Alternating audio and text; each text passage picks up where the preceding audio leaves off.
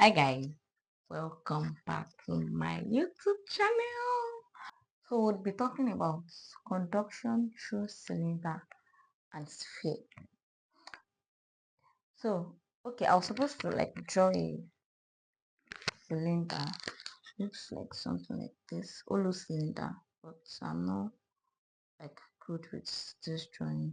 Then we have our outer radius, we have inner radius, but so you know the law of Fourier now, Fourier's law, Q equals to minus K dc by dl. So area of a cylinder is A equals to 2 pi r to L. That's the outer radius. So therefore our Q now, inputting our A, we have 2 pi kr dt by krl dt over dl. Now so in conclusion, our Q cylinder is T1 minus T2 divided by R2 over R1 divided by 2 pi Lk, which is our thermal resistance. So our thermal resistance is in R2 over R1 divided by 2 pi Lk. So therefore we can say delta T divided by R cylinder. So this R1 is our inner radius, outer radius, inner temperature, outer temperature, the length, thermal conductivity, and that's all. And we have our heat flux, which is also Q. Right, that's for cylinder. Now for a sphere, we have Q equals minus K dt over L. That's the Fourier law of conduction. So the area for a sphere is 4 pi r square, r2 square rather. That's the outer radius. Then so therefore after integrating it, we have this as our Q, 4k pi r2 r1 into bracket t2 minus t1 divided by r2 minus r1. So our r is the r2 minus r1 divided by 4 pi k r1 r2. So therefore, okay, so our heat flux is equals to Q by. So all you need to do is get familiar with the formulas. So these are the formulas that we're using for calculating conduction through cylinder and sphere. So let's get right into the first question. A cylindrical pipe. So from the question, we already read the cylinder. So a cylindrical pipe has an inner radius of 0.05 meter and outer radius of 0.1 meter. It is 2 meter long and has a thermal conductivity of 0.6 watts per meter Kelvin. The inner and outer surface temperature are 150 degrees C and 80 C respectively. Find the thermal resistance of the pipe. Calculate the heat flux through the pipe. So what do we do? First, write out our parameters. That's an inner radius R, as R1 of 0.05 m, outer radius of 0.1 meter. It is 2 meter long, has a thermal conductivity of 0.6 watts per meter Kelvin. Then the inner and outer surface temperature, T1 is 150 degrees C, T2 is then 80 degrees C. Find the thermal resistance R of the pipe and calculate the heat flux through the pipe. So to calculate our thermal resistance of a cylinder, what's the formula? We have R equals to in R2 divided by R1 2 by K or LK, any way you want to put it. So do we have our R2? Yes. Do we have R1? Yes. Do we have K and L? Yes, we have all of those. But we would have in what's our R2? 0.1. What's our R1? 0.05. What's our Y? 3.142. What's K? 0.6. And what's our length? 2.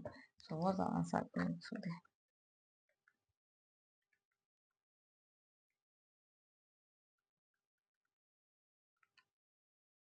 So we have 0.092 degrees C per 1. So to calculate our heat flux, we know our heat flux is equal to Q over A. So that means we have to calculate our Q. And what's it called? Formula for calculating Q for cylinder. We have T1 minus T2 divided by R total. So since we already have our R, we can just input our figure. So what's T1 minus T2? That's 150 minus 80 divided by 0.092. Yes.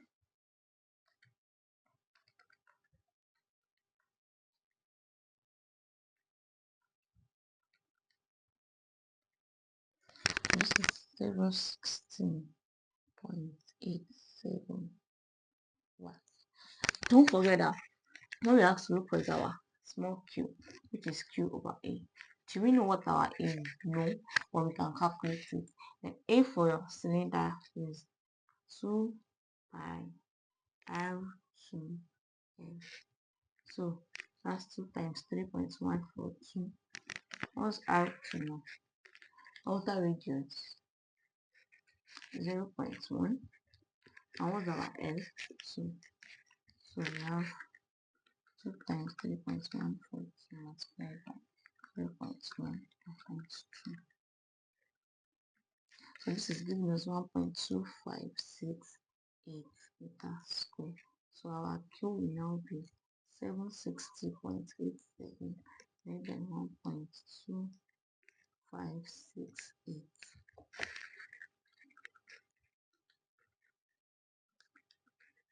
So this is equal to 60605.040 watts per meter square. And that is our final answer. So let's go through it again. We're given these parameters and we have to look for our thermal resistance and the heat flux. So to get our thermal resistance for a cylindrical pipe in conduction, we have in R2 divided by R1 divided by 2 pi Kn, and we have all the parameters given. So we are going to input our parameters to get this. Now to calculate our heat flux, we need to know what our Q is and our A. So we calculated our Q and we calculated our A. Then now, after getting those values, we now substituted it into capital Q divided by A, and that was how we got our heat flux. So question 2. A composite cylindrical wall consists of 2 layers. So the cylindrical wall 2. So the layer 1 has an inner radius of 0.03 meter, outer radius of 0.06 meter, thermal conductivity of 0.8 watts per Kelvin meter. Then layer 2 has an inner radius of 0.06 meter, outer radius of 0.09 meter, thermal conductivity of 0.5 watts per meter Kelvin. Then the pipe is 4 meter long and the temperature difference across the entire pipe is 120 degrees C. Find the total resistance of the composite. Determine the total heat transfer rate. Now let's write out our parameters. For layer 1, we're giving R1 to be 0.06, sorry, 0.03. R2 is 0.06 meter. Then K is 0.8 watts per Kelvin. Then for layer 2, our R1 is 0.06 meter, R2 is 0.09 meter, and our K is 0.5 watts per MK. So the pipe is 4 meter long. The temperature difference, that's the 13, is 120 degrees C. Then we have to calculate R total, then the Q. These are the things we are.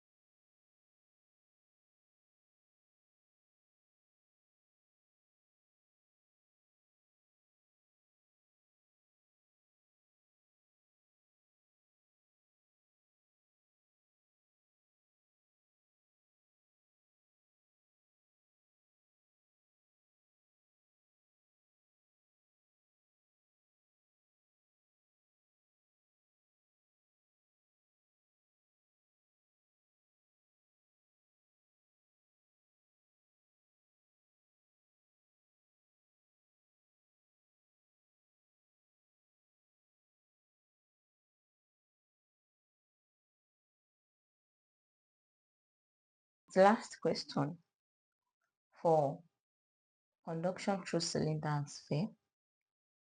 So the question says a hollow spherical shell has an inner radius of 0.05. So in this case, it's a sphere, not a cylinder. It has an inner radius of 0.05 and an outer radius of 0.01. The material has a thermal conductivity of 1.2 watts per meter Kelvin. Then the temperature at the outer surfaces are 500 degrees C and 200 degrees C respectively. Determine thermal resistance of the shell. Then B, calculate the total heat transfer rate. and find the 8 flux. So let's write out our parameters. So we're giving our inner radius R1 should be equals to 0.05 meter, our outer radius 0.01 meter. Then what's next? The thermal conductivity.